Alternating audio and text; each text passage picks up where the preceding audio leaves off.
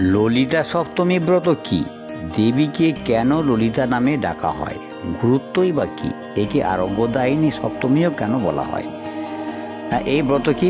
ললিতা সপ্তমী হলো ভাদ্র মাসের শুক্লা সপ্তমী তিথি এই পূজা করা হয়।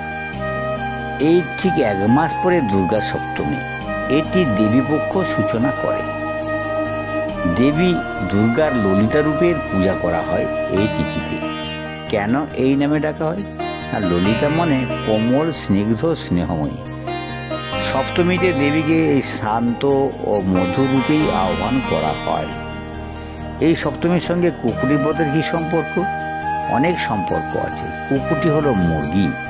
বিশ্বাস করা হয় যে মোরগ সূর্যের দূত, যা অশুভ শক্তিকে দূরে সরিয়ে দেয়। তাই একে এই ব্রতের সঙ্গে যুক্ত করা হয়েছে। কেন একে আরোগ্যদায়িনী সপ্তমী বলা হয়?